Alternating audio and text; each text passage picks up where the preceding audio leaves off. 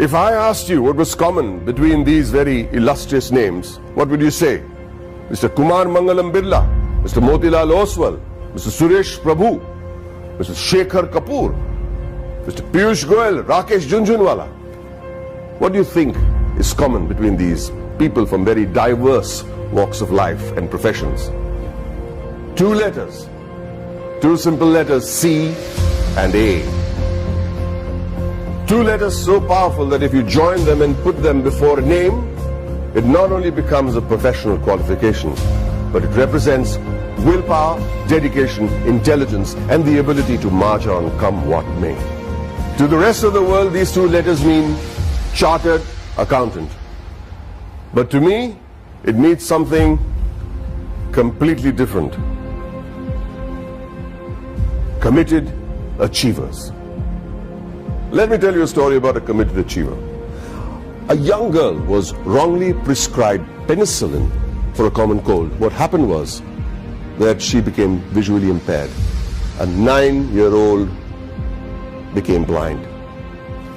She decided to become a chartered accountant. Her name was Rajani Gopal.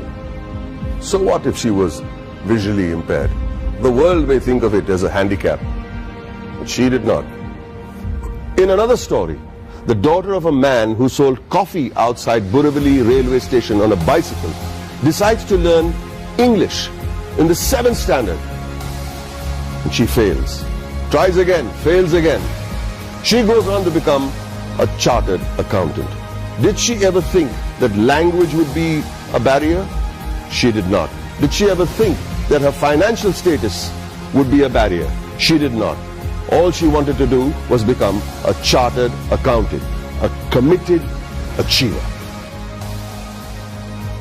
The only place where achievement comes before commitment is in the dictionary. It was this commitment to achieve that led to the formation of this organization that would change the economic structure of this country forever. ICAI, the Institute of Chartered Accountants of India. The leaders of this nation were visionaries. They knew the role chartered accountants would play in developing the country, which is why on the 1st of July 1949, a year even before the Constitution of India was formalized, an Act of Parliament gave birth to ICAI. Today, ICAI counts itself amongst the oldest professional institutions in the country. Born as a regulator of accounting profession to aid the economic growth of the nation, it is the second largest professional accounting and finance body in the world in terms of members, with a current roster of about 2.5 lakh members and counting as I speak, with a presence of about 71,000 female chartered accountants and 3.5 lakh girl students. ICAI holistically carries the mission of transforming the nation from women's development to women-led development. During its eventful journey of 70 years, ICAI has become an integral part of the Indian economy, taking it on the path of the fastest growing economy in the world. With its emphasis on financial reform, ICAI radiates with shining milestones that stand as the acknowledged cornerstone of India's economic growth. In the year 1956, chartered accountants were recruited for the first time in the commercial audit branch of CA and G. Many of you may not be aware that many accountants were part of the Indian freedom struggle, like First Lady Auditor C.R. Sivabhogam, who participated in non-cooperation movement on the call of the father of our nation, Mahatma Gandhiji. She was also imprisoned for a year. Recognizing ICAI's strong regulatory framework, the High Courts acknowledged Council's strict disciplinary mechanisms in 1961. In 1964, the Council of the ICAI submitted its pre-budget memorandum for the first time. The memorandum contained useful suggestions for reorientation of taxation policies and procedures to the Finance Ministry. The process was so helpful that it is being practiced ever since. In the 70s, the ICAI started rendering free advisory services to SMEs and small taxpayers on maintenance of accounts, tax paying and other financial matters. not only did it enhance the financial literacy of businessmen and citizens, more importantly, it started the industrial growth in the country. It also collaborated with the government to enlarge the scheme of scholarships. With all humility, I wish to mention that in the year 1972, ICAI members had provided pro bono professional services to the heirs of the Jawans and officers of the armed forces who sacrificed their lives in the war. Complete exemption from tuition and registration fee of the institute was also granted to the children of Amar Jawans and officers. The 80s saw widespread gloom in India's macroeconomic performance due to the prevailing conditions in the country. However, during the period between 1980 and 1990, the economy began to improve and growth rate accelerated. The government appointed CA members on various committees like boards of public sector undertakings and nationalized banks. The government also appointed ICAI as an expert and independent advisor on company law, fiscal and various other committees. The corporate sector, the public sector corporations, cooperative societies and public trusts were brought under the accounting discipline by legislation. In the 90s, sales tax audit was introduced in many states, which was a direct result of ICAI's efforts to showcase the role played by the CA community. ICAI developed a research center in the form of a non-profit company to be named as Accounting Research Foundation. It was during this time that the government recognized the ICAI as the sole recommendatory body for setting accounting standards in the country. 2000 and onwards marked the period when many MRA MOUs had been signed with many international bodies such as ICAEW, CPA Australia, Ireland, CICA, etc. ICAI was granted recognition by IGNU as a research center for the benefit of its members and employees to pursue doctoral research from IGNU. eSahayata was launched as an electronic service for members and students of ICAI to provide prompt services against their queries, complaints and grievances.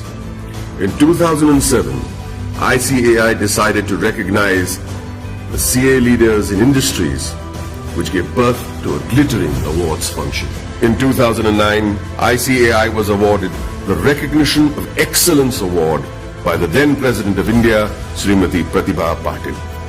In the year 2014, the Honorable Prime Minister of India, Sri Narendra Modi, nominated ICAI for the Swachh Bharat Abhiyan. Under the banner of Swachh Bharat Abhiyan, Swachh Vidyalaya Abhiyan was launched in the year 2015 to provide separate toilets for boys and girls in all government schools throughout the country.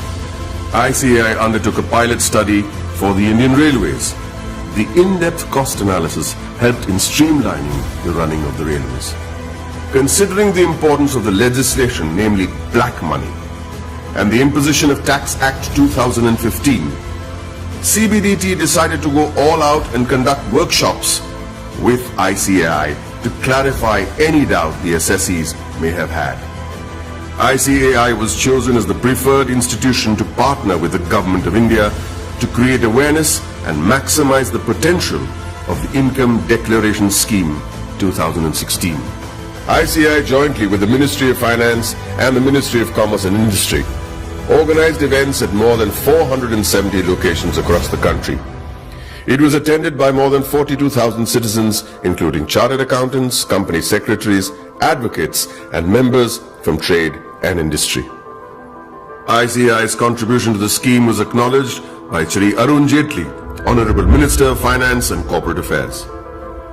For the benefit of its members, ICAI established the Indian Institute of Insolvency Professionals of ICAI. ICAI extended its technical and infrastructural support towards the accounting reforms of various government offices. This meant moving from cash to accrual system of accounting after assessing the tremendous positive impact on national financial reporting. It was also an important year for the Indian economy, with GST being touted as the game changer, leading to one nation, one tax. ICAI, as always, was there to partner the government towards effective and smooth implementation of GST throughout the nation. As a result, ICAI and CA members became a proud knowledge partner for GST success. For a clearer understanding of GST, ICAI carried out more than 3,000 programs benefiting more than 2.5 lakh participants. ICAI also established GST Sahayata desks all across the country to facilitate small businessmen, traders, shopkeepers, and the public at large. ICAI has created a milestone by launching various incubation centers. In line with the Prime Minister's vision to support startups, ICAI is providing massive platforms to help CAs start their businesses. Not many people know that there is an accountancy museum in India, or that the ICAI is the first accounting body in the world to start a digital accounting and insurance board, or that there are 3 forensic labs in India to monitor financial bungling and frauds. With this, the ICAI is keeping its eyes and vision firmly on the future. The ICAI has a very strict code of ethics. Its motto is taken from the Upanishads, Yayeshu Sapteshu Jagriti, which translates as the one that is awake in those that sleep. Here's to the guardians who stayed awake and protected us while the rest of us slept. I'd like to salute this institute for the work it has done in the past 7 decades and wish them the very best in the years to come.